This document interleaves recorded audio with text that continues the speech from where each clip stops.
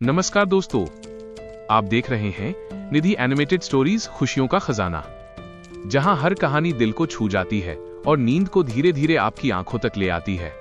आज की कहानी है थोड़ी रहस्यमयी, थोड़ी डरावनी, लेकिन अंत में बहुत सुकून देने वाली।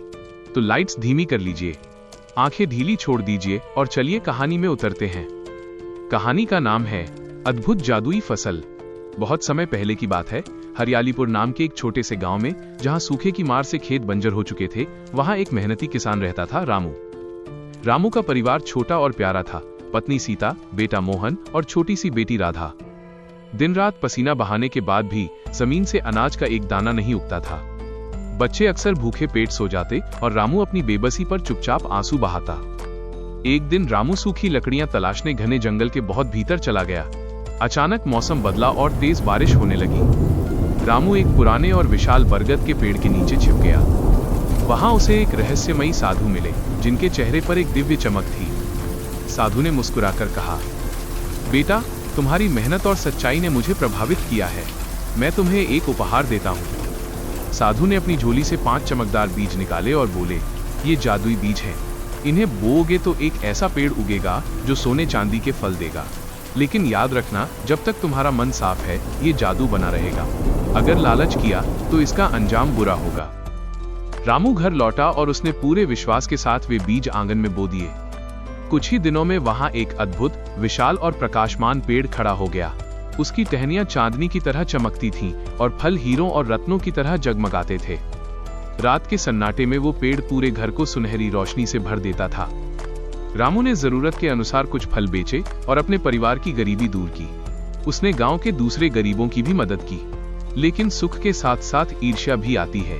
गांव का लालची जमींदार हरिया, जिसकी नजर हमेशा दूसरों की संपत्ति पर रहती थी, रामू के पास आया और बोला, यह पेड़ मुझे बेच दो, वरना अंजाम अच्छा नहीं होगा।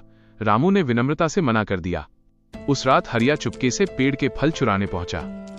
लेकिन जैसे ही उसने एक चमकते फल को हाथ लगाया, वो फल पल भर में पत्थर का बन गया। हरिया बुरी तरह डर गया और उसे अपनी गलती का एहसास हुआ। उसने रामू से माफी मांगी और धीरे धीरे एक अच्छा इंसान बनने की राह पर चल पड़ा। लेकिन असली परीक्षा अभी बाकी थी।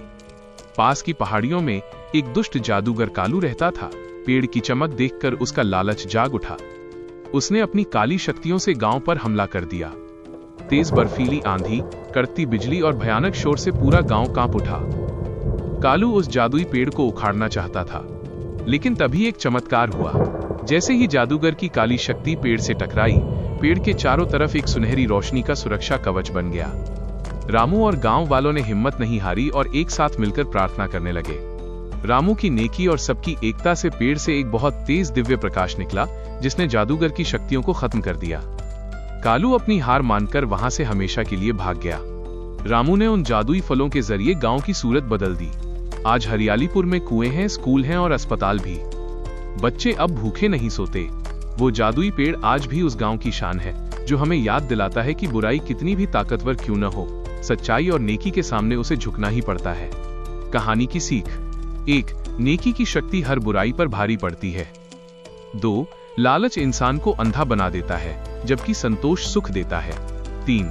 जब हम मिलकर काम करते हैं तो बड़े से बड़े खतरे टल जाते हैं। 4. चमत्कार तभी काम करते हैं जब हम खुद मेहनत और धैर्य रखते हैं।